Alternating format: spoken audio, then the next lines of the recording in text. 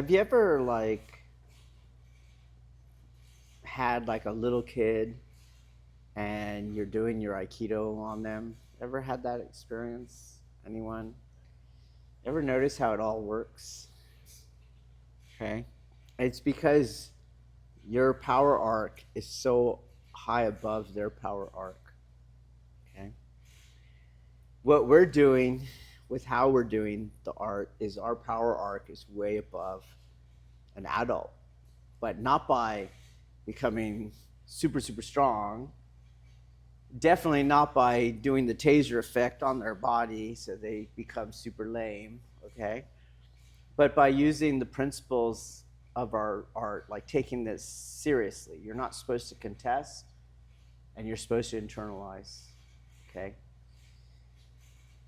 The only other thing we added on there is the martial insights of somebody who has not only trained in this art and somebody who has actually fought human beings that are trying to kill them. So for example, that wrist thing, when you're controlling a limb against someone's will, we know we want to be we know we want to be at the elbow, but to control that elbow, we need that wrist, okay? If you're going to control it for long. We don't want to be at the shoulder. We already talked about that. So you need wrist and elbow control at a minimum on that arm. Otherwise, you don't control that arm, okay? And once you have wrist and elbow control, you need another control if you're going to ever change hand positions. Something else has to come in and control. We call this control maintenance. Then I can change hands. I can change my grip. Otherwise, I don't change my grip because you will not keep that arm there. So if you pay attention, every time you see the teacher hold the elbow and do that, you should ask, what is keeping the arm? What is keeping the arm out? Do you get that? The uke is. You let go of a wrist in a fight and that arm comes in and you will lose control of the elbow because they'll change your fulcrum vectors. You lose control of the elbow, they'll regain their base, they put it back where they need it to be, and the fight is still rolling, okay? There's a couple places in this technique where you have these redundant controls. So when I go here, I could change. Do you see there? Because I'm controlling it. The hip, this qua here, is redundant with the grip, so I can't control it. In law enforcement, that's where I'd get on the radio. I got a combative, okay? Same thing, if you kept it here and you got to the end, then you can do it. Do you see? The ground won't let him bend his arm in. That's where you would find if you have some reason you want to. Like maybe he has a knife. I'm going to compromise his grip with the Ikkyo, okay?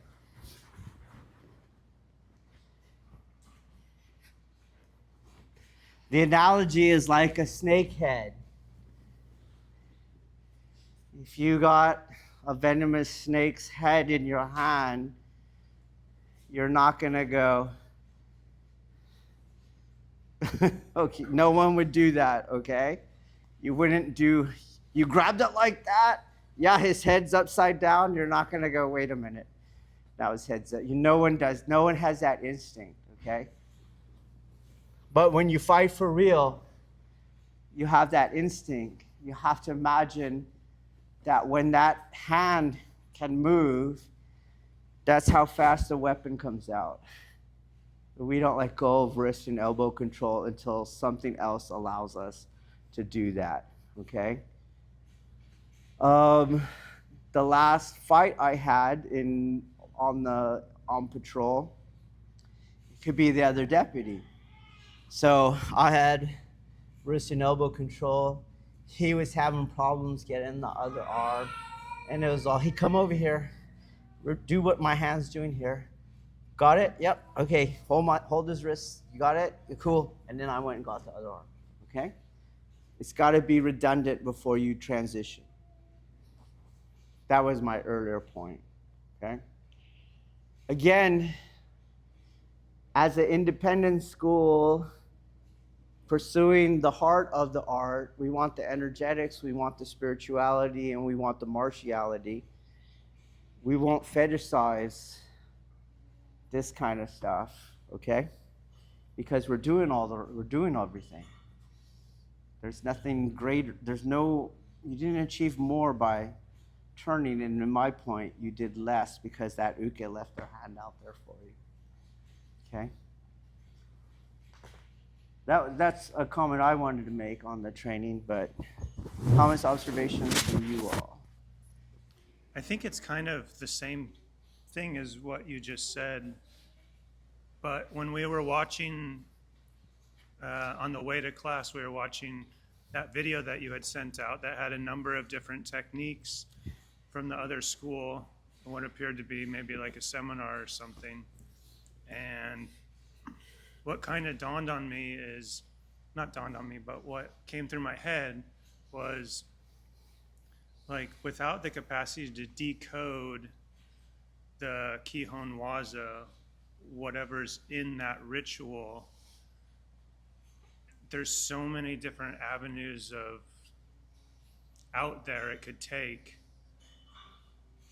So there was a Shiho Nage in there that had a couple turns that I thought, that's not bad, but they have no idea how to actually make that like an angle of cancellation or how to turn that into a spiral that's advantageous. But the movement was there, but it could be, see that many, many variations with no thought process behind why or what they're doing. So I think it's what you're saying with having the real world experience, being able to dissect the Kihon and then rebuild the Kihon from that perspective. Yeah, I have this saying, like, you get 2 generations. So you got to have somebody that's done it for real in real life, and then they could teach the next generation pretty effing good. But the generation after that, like when you guys teach someone, had you not done it for real, then you start to see that degradation. And I didn't make that up. This is something that I extrapolated from what Mr. Pick was telling me. So Mr. Pick was more coming from, I've killed people so you don't have to. Okay? But I wasn't going into law enforcement back then. But he could use his real life experience to dissect those karate moves, okay? In ways that other people doing the same exact art had no idea what that move was, okay? I told you that eyeglasses story. So for those who haven't heard it, there was these eye attacks that you can do, right? So there's like an eye spear followed immediately by this thumb gouge. So you're going in, and then your thumbs go in, and you just crank out the eyeballs, okay? And I was at a far satellite school from the main lineage, And I'm watching the class. I just asked for the instructor. I said, hey, do you mind if I just train on my own in the corner? And he was like, yeah, sure, that's fine. Okay. I still paid dues, but I didn't really look to get in all the classes and stuff. And I can hear him, and he's explaining that technique. And he's going, okay, so he's doing it like this. It's supposed to be like this. So he's going like this. He's like, this is when you take the guy's glasses off. Okay. And I'm like, again, like Ivan said in the podcast when I told him, there's only so much I could take. I just can't, after a while, I can't take it. And I told him, Ivan, I'm a bastard. So, and he said he likes that. Okay, so I'm trying to swallow it. And I'm doing my stuff, right? And then I just like, no, that's just nuts. And there's a manual too. There's a manual, and the manual tells you what to do, but it's huge. And so I go and I said, hey, I go, do you guys have the manual? Did you know you can buy the manual? You can buy the manual. They'll sell it to you. Oh, I have the manual right here. I go, oh, did you look at that technique?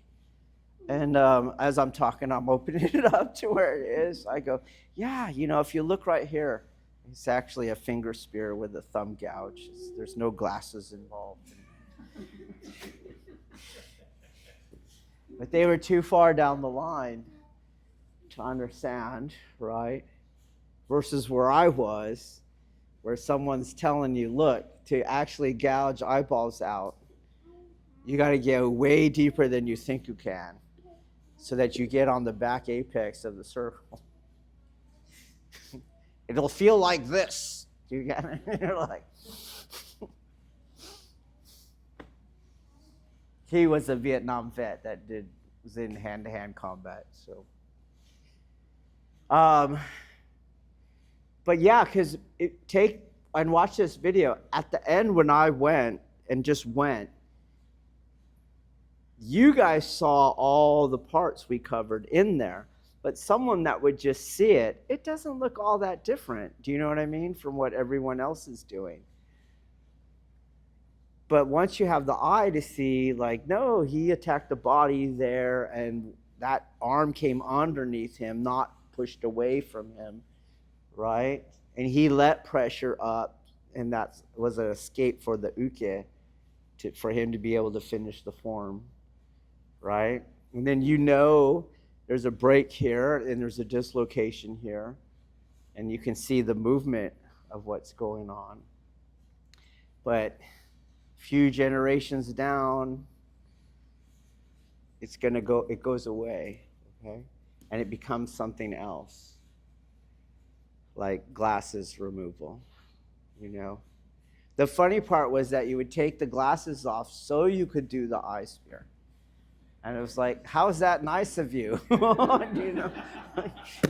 And you get some really crazy ideas now, right? That podcast I was telling you, as I was listening to, they're just crazy ideas. Like, that is a very strange idea. And this is something Ismail was saying. Like, there's some really weird ideas. Like, just think about what you just said for a second. Just like I'm saying, like changing wrist in the middle, you clearly have no idea what it's like when they're trying to get out and trying to regain, trying to draw for a weapon. You don't know. Otherwise, you would never do that. Just like no one would do that with a snake. You want to change hands? There's your redundancy. Then you can take the other hand out. Okay? Exactly the same. So this might not help the Patreon group. All right. I'll just preface it with that. Okay. Yeah. I noticed how much I was able to absorb the technique when I was working with Ronin, and how light it was. So when someone is able to release, when someone's able to move in the correct spots, the yin spaces open up for you. Yes. And it's a roadmap to follow through. Yeah, exactly. Because usually what happens is when you take their balance, they'll have the oh shit moment without realizing it. Okay, so they'll come in and that was already you saw I changed it. I'll do that nice and slow. So I'm going, and it's right here. See, I stopped coming in. Do you got that? And that initial angle that you took is now going to be a contesting angle. So he would have to adapt it. Adapt it. Yes. You see? Okay, does that make sense? Or, so you come in and you're like, you turned before him. Do you see that? And now that's going to, because the architecture is not made for that. The architecture is made for the prescription. And you gave a different prescription.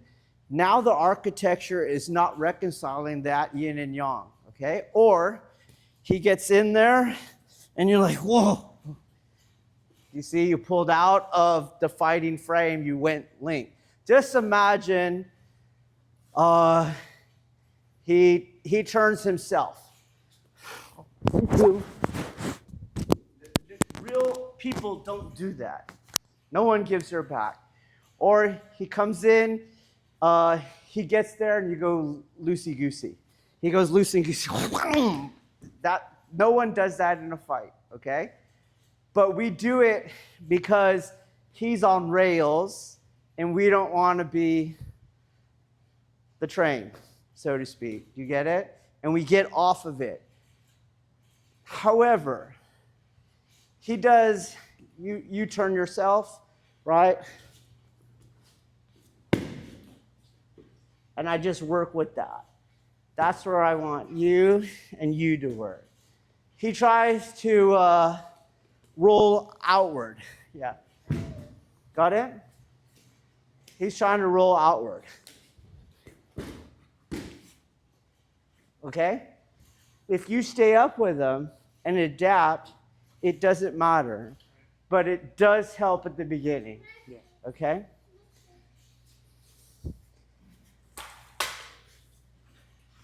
This is why it's so clearly not sparring, not self-defense. Uke is being controlled with prescription.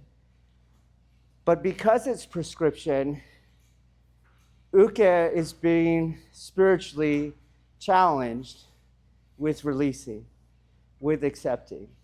Okay? I just noticed something with that rep with Ronan. It was a problem I was having with Uke wanting to roll out. I guess I was thinking dichotomy. Did you notice his face, though? No. His head got stuck looking the other way, and there's a lot of freaking pressure on that face. Okay? That's why you can do it if you want, but you won't like it. So practice release and acceptance, maintain organization rather than, to me this is like, please no, which no opponent does. Okay? No opponent ever does that. They fight into the fire. You're like, I know you're going to the fire. You don't know you're going to the fire. They're like, I'm going to fight for the fire. They do that the whole way. They don't go loosey-goosey, okay? But yeah, you were letting that happen on some. But continue, please. So I was thinking I had A or B. A, let him roll out, or B, just hold the elbow stiff. But what I noticed just a second ago was you still had a 90-degree fluctuation. Yes. Somewhere. You can't hold it stiff because you'll be contesting with their elbow.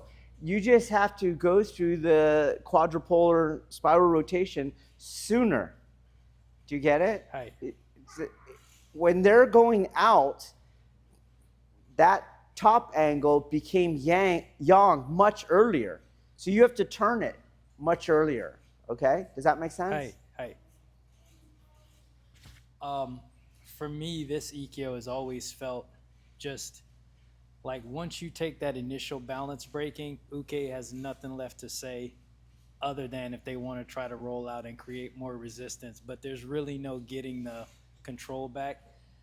Back in the other dojo, Uke always had control, it felt like, and they just decided to go down because Nage took it. It was a big agreement. And to feel this is like there's nothing you can do as Uke when all the geometry is there and all the internals are there at the right time. Because I even used to think that the rolling out was an escape, but you squashed that a million years ago.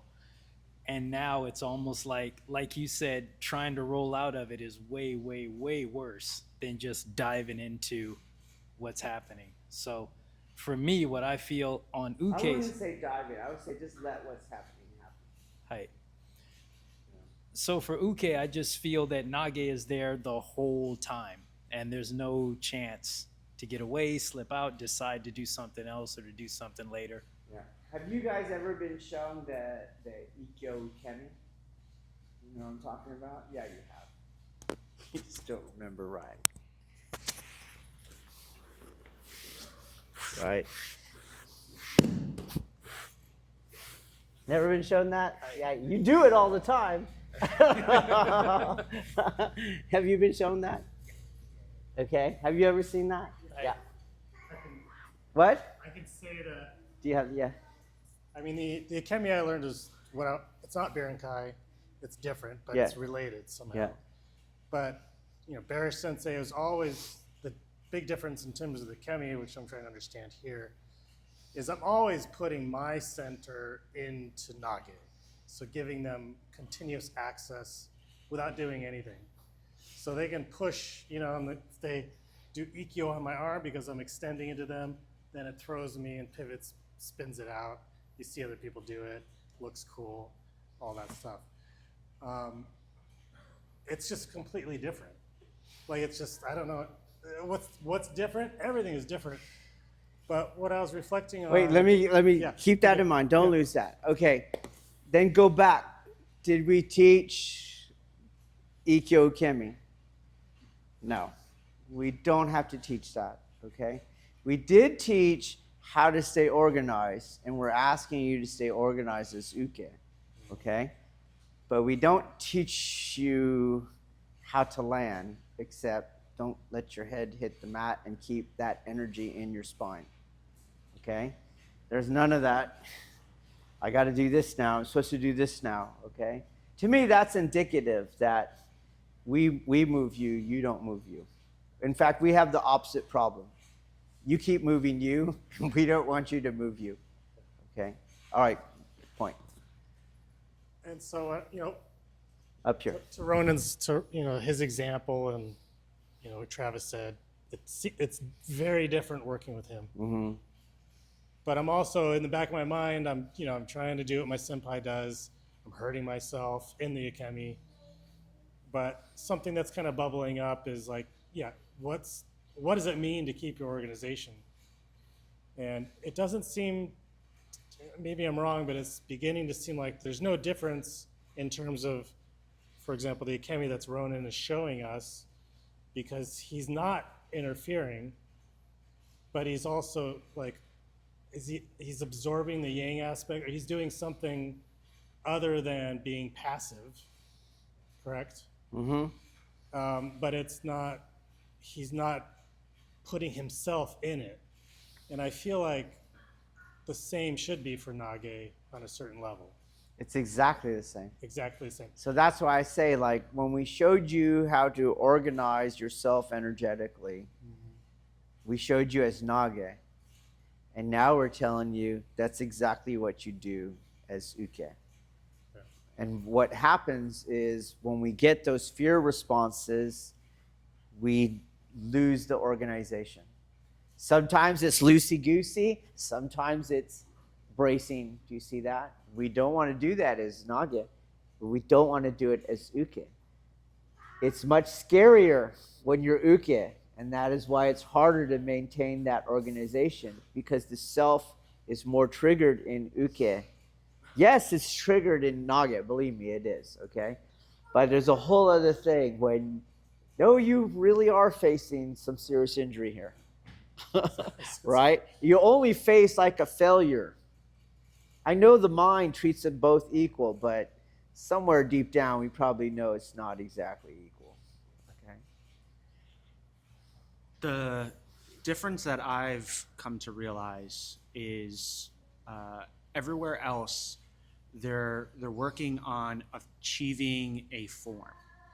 A what? A form. Yes. And here, it's not about a form. It's about the energy and manipulating and understanding what's coming in and what's going out, and how you're working through all of that energy within your body. Yeah. And like and that's the one thing that I've realized. It starts with Uke. right? So the prescription of uke, of pressing in and moving in, is much different than anywhere else. Yeah. And when I go anywhere else and I try to get them to move in, right? Maybe I'll get a step, right? But it's a lot of just the stopping, and then it's working with that, and Yeah. they're expecting you to do a form Yeah. within that. Yeah. So that's the one difference that I've, especially being here for the second year, it's just opened up so much more of a realization for me. Yeah, that brings this to mind. So I did not show you our handwork for Kosadori because it's harder, okay? But if you pay attention, I can sort of make him come in. Do you see that? I don't want to ever be dependent on the prescription. So we usually go here. Do you see that? And then we usually have a projection there. That's what makes him go the other way. So same thing as he's coming in. Okay? But even then, to your point, is yes, they got us spinally displaced, but we still don't want to just get out of the way, and we kind of just got out of the way to get ourselves in the ballpark there, right? I'm boom, throwing him into that turn as much as I'm letting him come into that turn. Just like we did, it's the same exact movement you guys did when you threw him over that shoulder that way. Just bringing him into this hand. Boom, he hits that wall. He's going the other way. Cool, I can enter now. Okay? And it's because that's energetically valid. Mm-hmm. The other one turns energetically valid once my hand touches his elbow. But the first part is... But you're right. We have the freedom, right, to chase the core that is in between the curriculum, behind the curriculum, under the curriculum, do you see? Like, for example, you could, depending on how stickler your teacher is on a test, and you don't flip that hand around, they might go, do it again, you know what I mean? Totally different from here, like, what the fuck are you doing? You want to get killed? It's totally different. But let me ask you, we got some years here. I wish Jimmy was here because he's got like 45 years. Okay, you get around, right? You get around. How many years do you have now? 13. 13? 28? 26, okay. So that, and if I were to ask myself, okay, Dave, you know the Daito Ryu curriculum is really huge. And you know now, if you guys don't know, that what O-sensei did pre-war and post-war is exactly the same. There's a myth that tells you it changed, but someone compiled the Budo book with his later post-war video and put it frame to frame. Do you guys know this? No. You guys know this? Have you guys seen this? Have you seen this, Lisi? Yeah, so the Budo book is still pictures of him doing all the techniques. And that's pre-war, pre-World War II. And then the founder narrative, which I've never seen anywhere documented in anything official. So meaning Kishimaru didn't say it, the Aikikai didn't say it, but it's come through that the art changed post-war because O-sensei learned the horrors of war and things like that. I've heard that. Okay. I've heard that narrative. Yeah. Have you guys heard that narrative? Okay. So someone more, we now have, we're not so founder blinded, and people are doing history like Christopher Lee, myself, etc.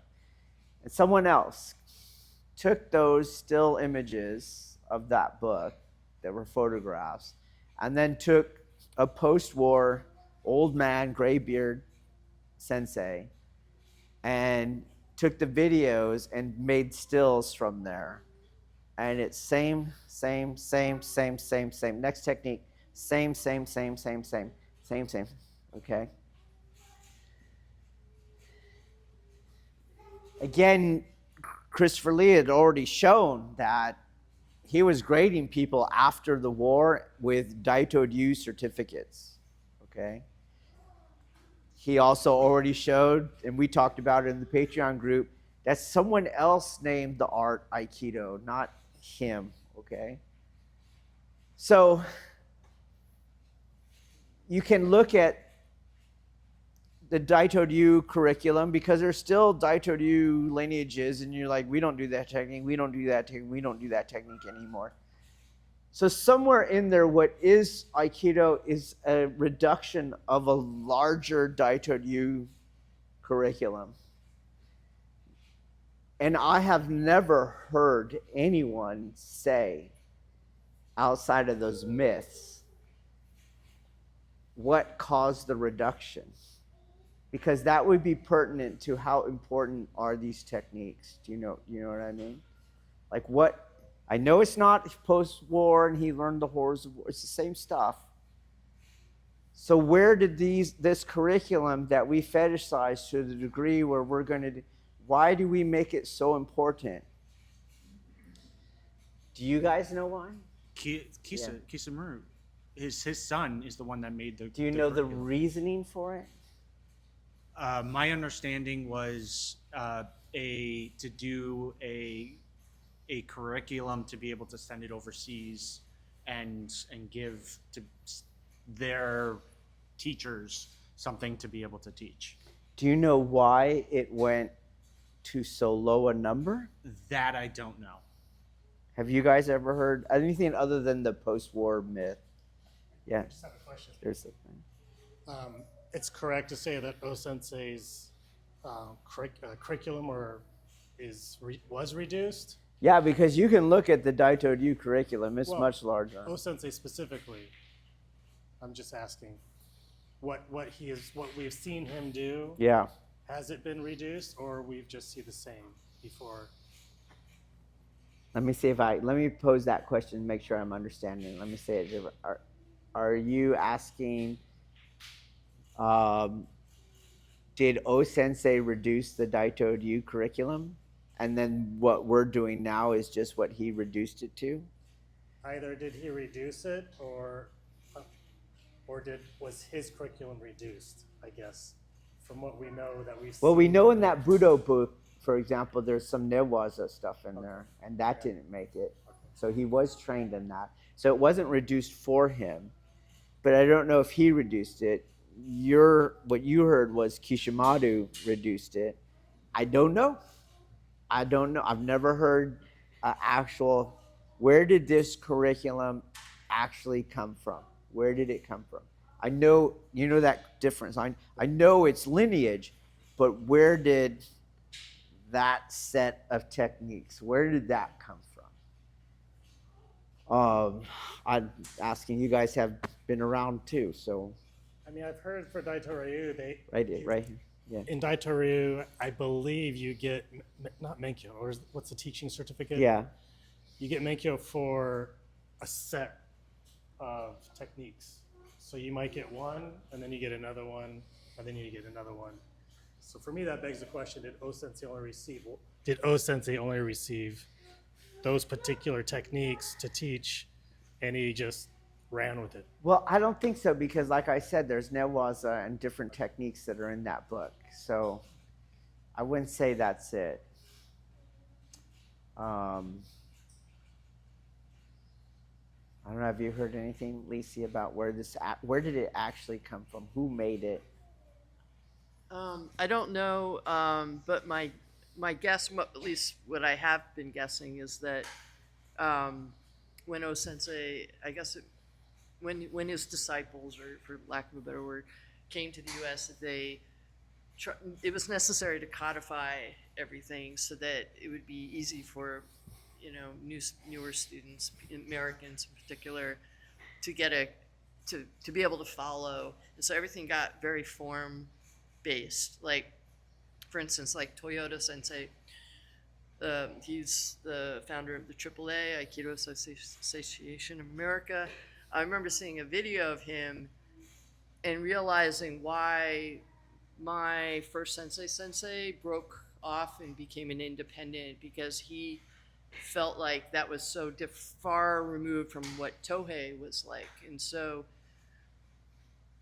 because he was exposed to Tohei when he first came to Hawaii, and then I could see right away, like when I was looking at the video, why he felt that way, why it was important to break away from the codification of forms. And then my other observation is that it varies depending on lineage. So right now I train with a student of Saito Sensei, and she's developed and evolved, and she really doesn't even identify so much, but you can still tell those are her roots.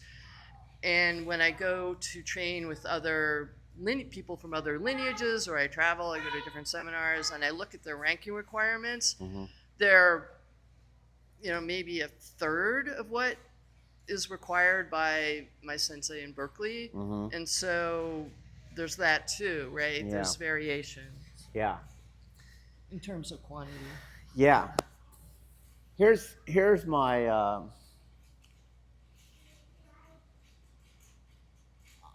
as a historian, I can't tell you how many times I've seen codification, okay, throughout history. And all codification, you could do this. So I used to do this, okay, is you show how arbitrary the codification was at its origin. You had to get back to its pre-birth and then its birth, okay? And then part of what it does is it develops its rationale way post hoc, way after the fact of the original codification, to make it seem like it's hugely important, okay? But that early arbitrariness could be something as simple as, Dave, that's just how much paper I had. Those are the techniques. Or, I don't think those Americans can memorize all this, so we'll just do that, okay? And then later you'll have people who won't do anything that's not on the list because there's something magical about the list, you see? That's why I'm like, I don't give weight to the curriculum, and I give weight instead to what is that, what is underneath, between, right, behind the curriculum. That's what counts. And that's what this Ikkyo is reflecting. And then you get everything, because there's no magic that's ever going to make a wrist change work. There's no magic that's ever going to make you trying to control someone's center from the arm. That doesn't work, right? I can't take him down when he has a 3-point stance available to him. He can keep moving. But when the curriculum is something magical, then it's afforded all that magic, and it seems to work. And everyone moves themselves and feel that they were being moved, like at the beginning of class. So you have a seminar, you have, a seminar time, you have a teacher's visiting, and it's afforded with all this magic, so to speak, that it just works, but no one's catching. Could you move your feet? Did you have to go down? Do you see? And those are the questions behind. And those questions are what make up this version, this whole art that we do here.